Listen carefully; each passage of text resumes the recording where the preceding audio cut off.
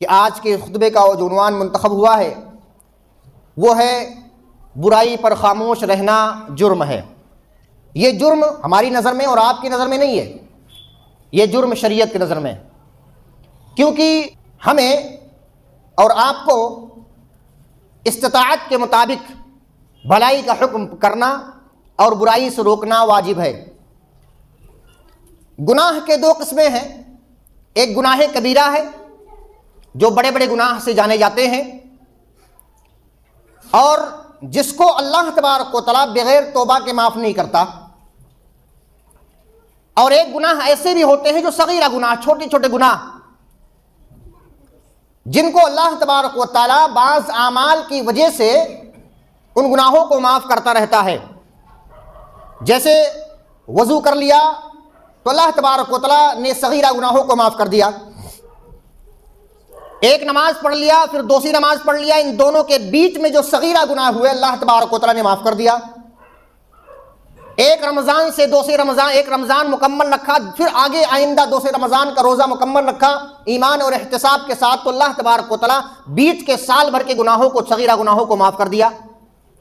اسی طرح سے اور بے شمار ایسی چیزیں ہیں، جیسے مثال کے طور پہ توحید کو اپنانا، توحید کے اپنانے اس کے فوائد کے اندر ذکر ہے، 3 باتیں ہیں، ان میں سے ایک بات یہ بھی ہے کہ اللہ تبارک و تعالیٰ ہمارے گناہوں کو معاف کرتا ہے۔ تو گناہ کبیرہ اور گناہ صغیرہ، چھوٹے گناہ اور بڑے گناہ، چھوٹے گناہوں کو اللہ تبارک و تعالیٰ بعض عمل کی وجہ سے معاف کرتا ہے، بڑے گناہوں کے لیے اللہ تبارک و تعالیٰ نے دروازہ بند نہیں کیا۔ اللہ تبارک و تعالیٰ سے آپ توبہ کریں، استغفار کریں، گڑ گڑائیں، روئیں، 2 آنسو گرا دیں، اللہ تبارک و تعالیٰ اس کو بھی معاف کرنے کے لیے تیار ہے، کیونکہ اللہ تبارک و تعالیٰ فرماتا ہے ادعونی استجب لکم، اے دنیا کے ساری انسانیت، جمع کا صیغہ ہے، ادعونی، مجھے پکارو، مجھ سے دعا کرو، مجھ سے التجا کرو، استجب لکم، گارنٹی اللہ دے رہا ہے کہ میں تمہاری دعا قبول کروں گا۔ یہ بات یاد رکھیں، ذہن میں رکھیں، ذہن نشین کر لیں۔ دنیا کے کسی انسان سے آپ دعا کر لیں، دنیا کے کسی انسان سے التجا کر لیں، وہ آپ کے دعا کو رد کرے گا، نہیں قبول کرے گا، غصہ ہو جائے گا، اور اگر کوئی ایسا ہے جو وفات پا چکا ہے اس سے آپ دعا کریں تو کبھی بھی اس نے گارنٹی نہیں دی، لیکن اللہ تبارک و تعالیٰ نے اس بات کی گارنٹی دی، مجھے پکارو استجب لکم، میں تمہاری دعا کو قبول کروں گا، میں تمہاری پکار کو قبول کروں گا، میں تمہاری التجا کو سنوں گا اور اس کو مانوں گا۔ اللہ تبارک و تعالیٰ خود اپنے آپ پر کہہ رہا ہے، یہ اللہ تبارک و تعالیٰ کا حکم ہے۔ تو گناہ صغیرہ ہو یا گناہ کبیرہ ہو، ہم میں سے ہر شخص پر اپنی استطاعت کے مطابق واجب ہے کہ اس کے جو ہے حکم کرتے رہے گناہوں سے بچنے کے لیے، اور یہی معاملہ انبیاء پر بھی ہے، یہی معاملہ انبیاء پر ہے۔ انبیاء کو مبعوث ہی اس لیے کیا گیا تاکہ اللہ تبارک و تعالیٰ کے کلمات کو سنا دیا جائے اور برائیاں جو معاشرے کے اندر ہو اس کو مٹا دیا جائے، مٹانے کی کوشش کی جائے، اور اللہ تبارک و تعالیٰ کے فرمان کو عام کر دیا جائے۔ انبیاء کے مبعوث کرنے کا جو مقصد ہوا کرتا تھا، وَلَقَدْ بَعَثْنَا فِي كُلِّ أُمَّةٍ رَسُولًا أَنِ اعْبُدُوا اللَّهَ وَاجْتَنِبُوا الطَّاغُوتَ، تو طاغوت یہ برائیاں ہیں اور اللہ تبارک و تعالیٰ کی عبادت یہ نیک ہے، یہ معروف کام ہے۔ ان دونوں کا حکم دیا۔ موسیٰ علیہ السلام کو اللہ تبارک و تعالیٰ حکم دے رہا ہے اور ان کے بھائی حضرت ہارون علیہ السلام کو حکم دے رہا ہے۔ اللہ فرماتا ہے فرعون کے پاس جاؤ، اذهبا الى فرعون انه طغى، اے موسیٰ علیہ السلام، تم اور تمہارے بھائی، آپ اور آپ کے بھائی جاؤ فرعون کے پاس، انه طغى، اس نے نافرمانی کی ہے، اس نے کیا کیا، وہ حد سے آگے بڑھ گیا۔ رب ماننا چاہیے، اللہ کو اپنے آپ کو رب بتا رہا ہے، اور وہ بھی رب کوئی چھوٹا موٹا نہیں کہتا کہ انا ربکم الاعلی، سب سے بڑا میں رب ہوں، سب سے اعلیٰ میں رب ہوں، سب سے زیادہ پاورفل میں رب ہوں۔ اللہ تبارک و تعالیٰ کے مقابلے میں ایسا وہ خود کہا کرتا تھا۔ تو اللہ تبارک و تعالیٰ نے اس وقت کے نبیوں کو بھیجا، دونوں نبیوں کو، اذهبا، آپ دونوں جاؤ، الی فرعون، فرعون کے پاس جاؤ، اس نے جو نافرمانی کی ہے اس کے بارے میں کہو، اور کیا کہنا ہے، فقولا له قولا لینا لعلہ یذکر و یخشی۔ فرعون ہے وہ رعونت ہے اس کے اندر تکبر ہے، اس کے اندر پراؤڈنس ہے، تو اے موسیٰ علیہ السلام، آپ اور آپ کے بھائی کیا کرنا، بڑی نرم گفتگو کرنا اس سے۔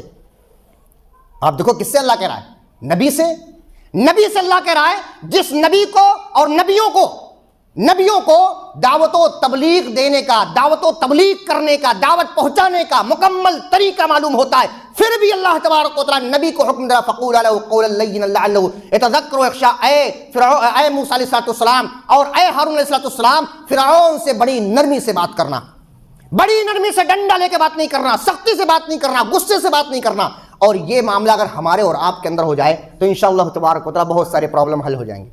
لیکن ہم کیا کرتے ہیں؟ ہم تو کانٹے کے نوک کی طرح کانٹا چبھاتے ہیں اس کو. ہم بات نہیں کرتے, ہم دعوت و تبلیغ نہیں کرتے, کانٹا چبھاتے ہیں اس کو. ایسا نہیں ہونا چاہیے. فقولا لہ قولا لینا لعلہ, اس کے سے نرم بات کرو, اچھی گفتگو کرنا, نصیحت والی گفتگو کرنا.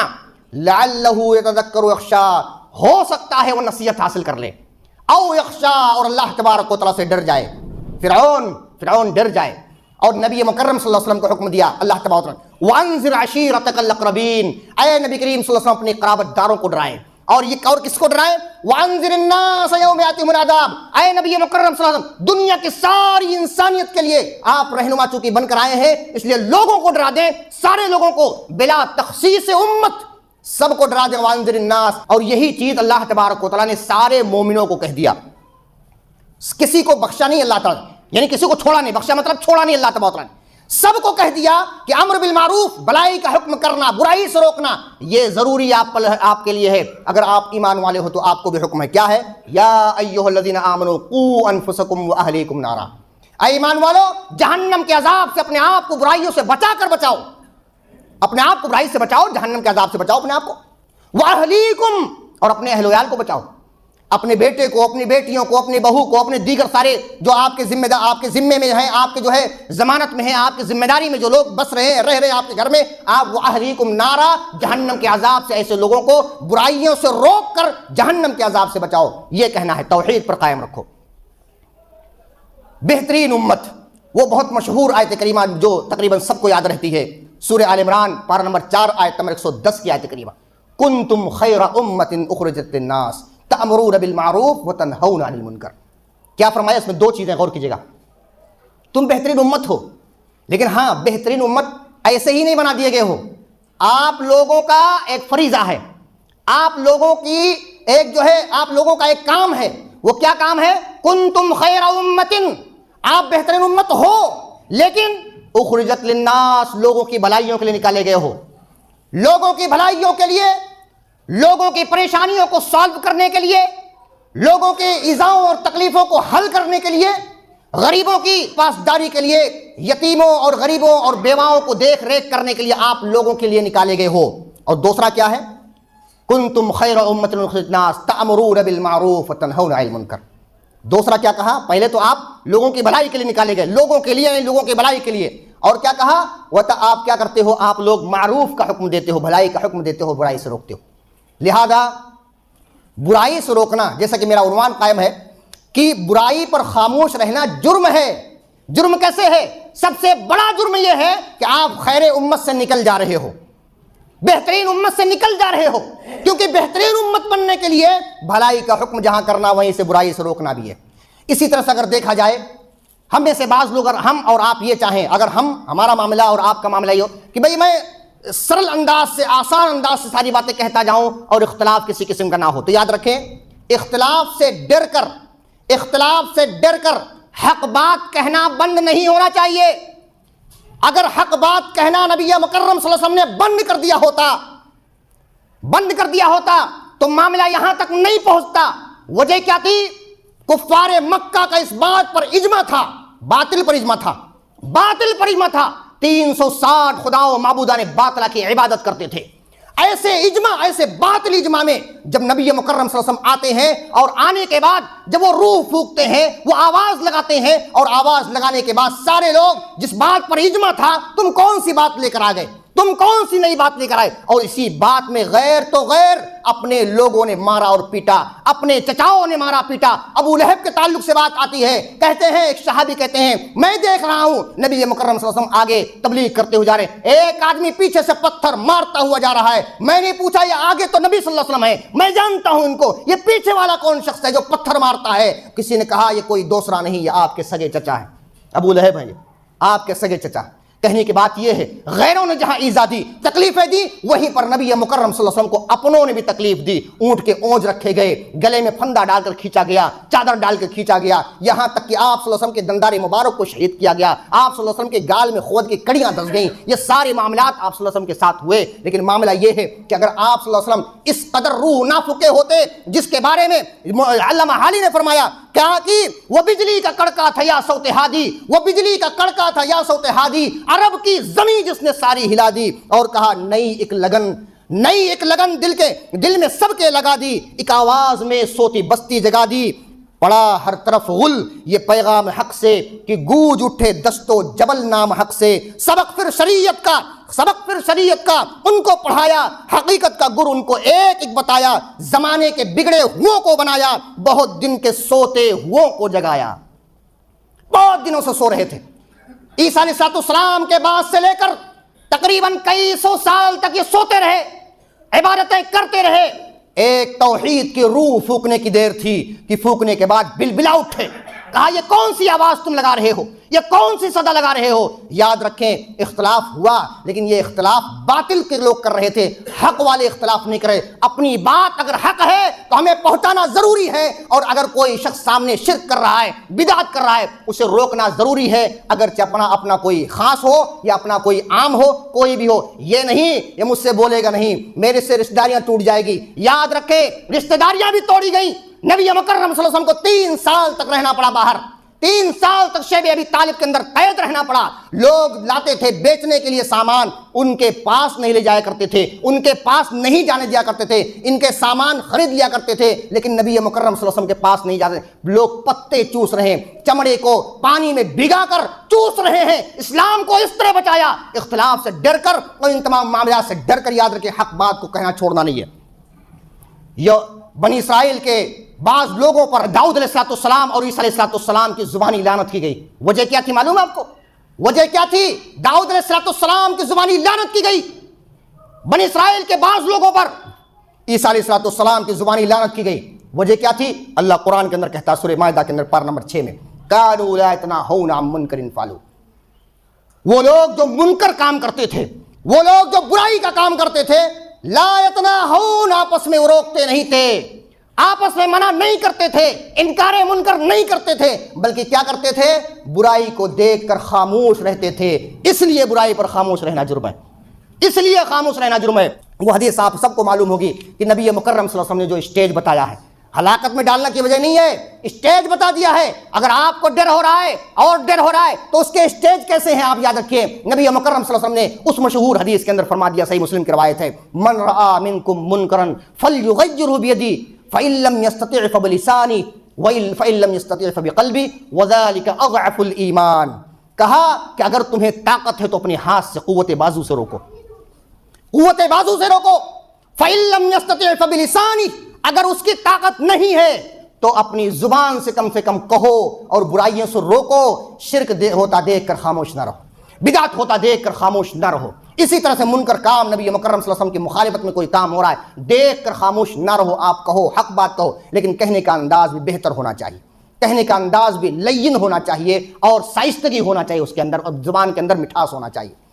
اور تیسری جو چیز سب سے اہم ہے وہ کہ اگر ان دونوں چیزوں کو آپ مطلب یہ ہے کہ نہیں کر سکتے، علم یستطیع فبقلبی، اپنے دل میں اس کو برا جاننا ہے، اپنے دل کے ذریعے سے روکنا، مطلب اپنے دل میں اس کو برا جاننا، اس برائی پر کبھی راضی نہیں ہونا، برائی پر راضی نہیں ہونا۔ ایک آدمی اللہ کو چھوڑ کر غیروں کے سامنے سجدہ کرتا ہے، آپ دیکھ کر خاموش رہتے ہیں۔ ایک آدمی اللہ سے اولاد نہیں مانگتا یا اولاد مانگتا بھی ہے، غیروں سے مانگتا ہے، آپ دیکھ کر خاموش رہتے ہیں۔ اپنی بیوی ہے کہیں اور جا رہی ہے، اپنا بھائی ہے کہیں اور جا رہا ہے، اپنی ماں ہے کہیں اور جا رہی ہے، آپ خاموش بنے تماشائی۔ 5 وقت ہم تو نمازی ہیں، یاد رکھیں۔ انکار منکر نہ کرنا، اس منکر پر، اس برائی پر خاموش رہنے کے لیے نبی صلی اللہ علیہ وسلم نے فرمایا کہ ہر شخص راعی ہے اور اپنی رعایا کے بارے میں پوچھا جائے گا۔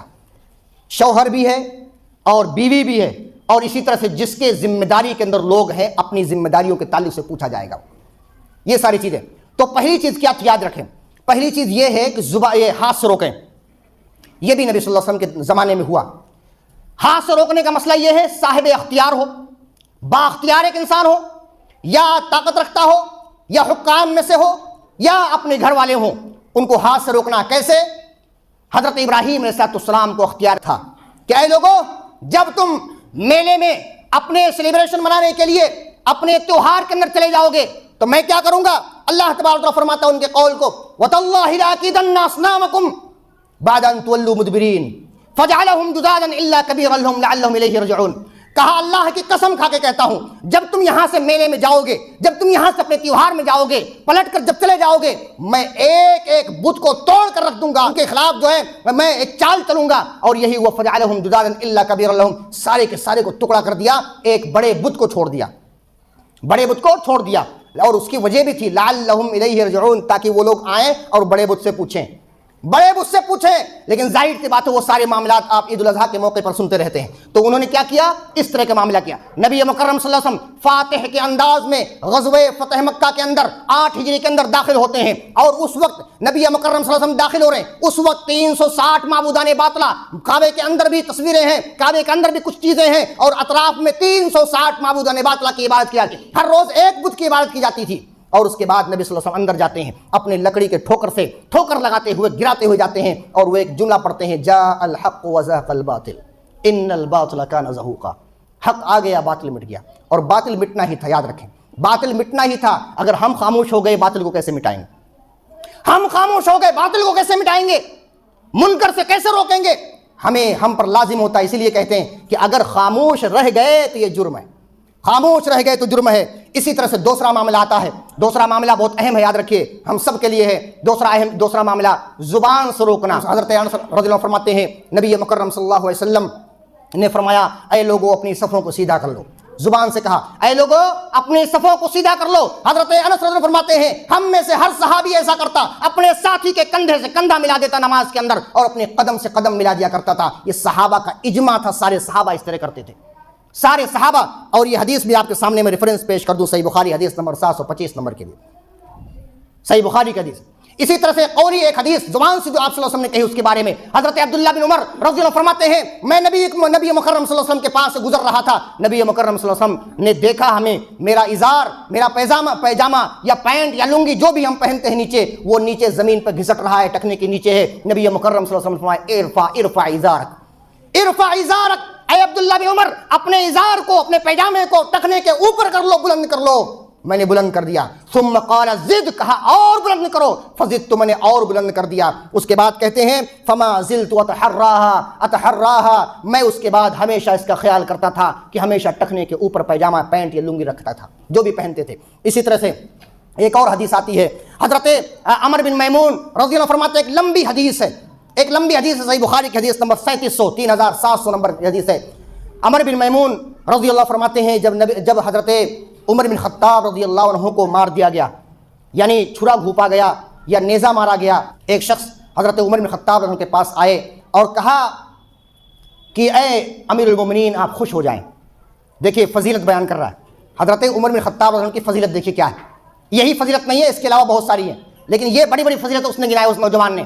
ایک نوجوان آتا ہے، کہا اے امیر المومنین خوش ہو جائیے، اللہ تبارک و تعالیٰ نے آپ کو موقع دیا کہ جناب محمد رسول اللہ صلی اللہ علیہ وسلم کی مصاحبت آپ نے اختیار کی، آپ نبی مکرم صلی اللہ علیہ وسلم کے ساتھ میں رہے۔ اور یہ فضیلت جانتے ہیں کتنی بڑی ہے؟ ایک صحابی ہونا یہ دنیا کی بڑی فضیلتوں میں سے ایک بڑی فضیلت ہے۔ صحابی ہونا گویا کہ اللہ تبارک و تعالیٰ کی رضا مل گئی، رضی اللہ عنہ کے اندر داخل ہو گئے۔ حضرت عبداللہ بن عمر فرماتے ہیں کہ نبی، غور کیجیے گا، نبی مکرم صلی اللہ علیہ وسلم کے ساتھ ایک لمحہ بیٹھ جانا، غور کیجیے گا، ایک لمحہ کس کو بولتے؟ 1 منٹ بھی نہیں، مطلب 1 منٹ سے کم، 1 منٹ مان لیجئے مثال کے طور پہ، 1 منٹ بیٹھ جانا نبی صلی اللہ علیہ وسلم کے ساتھ میں ایمان کی حالت میں، دنیا کے سارے انسانوں سے، یعنی ان کے بعد دنیا کے سارے انسانوں کی 40 سال کی عبادت سے بہتر ہے۔ اللہ اکبر! کہاں سے لائیں گے صحابہ تک پہنچنے کا مقام؟ ہم نہیں پہنچ سکتے۔ دوسری حدیث آتی ہے کہ 1 منٹ یعنی 1 لمحہ نبی مکرم صلی اللہ علیہ وسلم کی مصاحبت میں بیٹھ جانا، ان کی محفل میں بیٹھ جانا تمہاری زندگی بھر کی عبادت سے بہتر ہے۔ تو اے امیر المومنین، اللہ تبارک و تعالیٰ نے آپ کو نبی مکرم صلی اللہ علیہ وسلم کا ساتھ عنایت کیا ہے۔ دوسرا کیا؟ بہت سارے لوگوں سے پہلے آپ اسلام قبول کیے، یہ بھی ایک فضیلت ہے۔ اور تیسری بات کیا؟ اللہ تبارک و تعالیٰ نے آپ کو امیر المومنین خلیفہ بنا دیا۔ یہ بھی یاد رکھے، کیا پورے صحابہ کا اجماع اس بات پر تھا کہ عمر بن خطاب رضی اللہ عنہ خلیفہ ہے حضرت ابوبکر رضی اللہ عنہ کے بعد۔ پورے صحابہ کا اجماع، پوری امت کا اجماع اس بات پر ہے، آپ کو خلیفہ بنایا اللہ تبارک و تعالیٰ نے۔ دوسری بات یہ، خلیفہ بننے کے بعد آپ نے عدل و انصاف سے کام لیا، اور اس کے بعد ایک خاص بات یہ، پھر لاسٹ میں اللہ تبارک و تعالیٰ نے آپ کو شہادت نصیب کی۔ شہید تو ہوئے نہیں، شہید تو نہیں ہوئے، لیکن ان سے ڈائریکٹ وہ نوجوان کہہ رہے ہیں کہ آپ کو شہید کر دیا گیا، آپ کو شہادت مل گئی۔ کیا مطلب ہوا اس کا؟ مطلب یہ ہوا کچھ ایسے معاملات ہوئے تھے کہ اب ڈاکٹروں نے جواب دے دیا، اور ایک انسان تجربہ کار سمجھ سکتا ہے کہ اب اس کے بعد ان کو بچنے کا چانس نہیں ہے۔ ہوتا کیا تھا، جو چیز پلانے کی کوئی چیز پلاتے تھے پیٹ کے راستے سے نکل جاتا تھا، پیٹ کے راستے۔ اللہ اکبر، یہ دین کے راستے میں ہوا ساری چیز، یاد رکھیں۔ ہمیں کیا مشکلات ہوئی، ہمیں کیا پریشانیاں ہوئی؟ کوئی نہیں، ہمیں کیا پریشانی ہوئی، ہمیں کیا پریشانیاں ہوئی؟ ان کے مقابلے میں پیٹ کے راستے میں، یعنی ان کی اتڑیوں کو پھاڑ دیا گیا تھا، اتڑیاں پھٹ گئی تھیں، پیٹ چاک ہو گیا تھا، اوپر سے منہ سے ڈالا جاتا تو پیٹ کے باہر سے نکل جاتا تھا۔ لوگوں کو معلوم ہو گیا کہ اب یہ بچنے والے نہیں ہیں، کیونکہ یہ معاملہ خطرناک ہے۔ کہا نوجوان نے، اے امیر المومنین، اللہ تبارک و تعالیٰ نے آپ کو شہادت نصیب کی ہے۔ حضرت عمر بن خطاب کیا فرماتے ہیں معلوم ہے؟ کہتے ہیں کہ جہاں تک حکومت کا معاملہ ہے میں چاہتا ہوں برابر سرابر چھوڑ دیا جاؤں، نہ اللہ مجھے جزا دے نہ سزا دے، لیکن آج تو عہدہ اور منصب کے لیے ہم مرے جا رہے ہیں، پیسے کھلا رہے ہیں، پیسے کھلا رہے ہیں، کوئی شراب پلا رہا ہے، کوئی اور کچھ کر رہا ہے۔ عہدہ منصب حاصل کرنے، چاہے مسلمان ہو، جماعت و جمعیت کا کام ہو، یا اسی طرح سے دیگر لوگوں کا کام ہو، غیر مسلموں کا کام ہو، عہدہ اور منصب حاصل کرنے کے لیے ہر تگو دو کر دیتے ہیں، بہت سارے گناہ کر دیتے ہیں تو عہدہ اور منصب حاصل کرنے کے لیے۔ عہدہ اور منصب کو حاصل کرنا کوئی اچھی بات نہیں ہے۔ اللہ تبارک و تعالیٰ آپ سے پوچھے گا، آپ کو عہدے کے بارے میں پوچھے گا، آپ کو امارت کے بارے میں، آپ کو صدارت کے بارے میں، آپ کو نظامت کے بارے میں، ہر چیز کے بارے میں اللہ تبارک و تعالیٰ کے سامنے جواب دینا پڑے گا، ہر چیز کے بارے میں جواب دینا پڑے گا۔ تو کہتے ہیں میں امارت کے معاملے میں جو امیر المومنین بنا اس کے معاملے میں چاہتا ہوں کہ برابر سرابر چھوڑ دیا جاؤں۔ اتنا معاملہ تھا، نوجوان جانے لگا۔ جانے کے بعد انہوں نے دیکھا کہ اس کا ازار، اس کا پیجامہ ٹخنے کے نیچے۔ فرمایا کہ اس نوجوان کو میرے پاس بلاؤ۔ دیکھو حالت کیسی، یاد رکھیے گا حالت کیسی ہے۔ ایسی حالت میں نوجوان کو بلاؤ مجھے، اور انکار منکر کر رہے ہیں، اس منکر پر تنبیہ کر رہے ہیں، اور ہو رہا ہے کیا معاملہ کہ جو کھانا پینا ڈالا تھا منہ سے وہ پیٹ سے نکل جا رہا ہے۔ اتنی خطرناک حالت ہے، لیکن ایسے معاملات میں برائیوں پر خاموش نہیں رہ رہے ہیں۔ وہ نوجوان آتا ہے اور کہتے ہیں یبن اخی ارفع ثوبک، اے میرے بھتیجے، اے میرے بھائی کے بیٹے، اپنے کپڑے کو ٹخنے کے اوپر اٹھا لو۔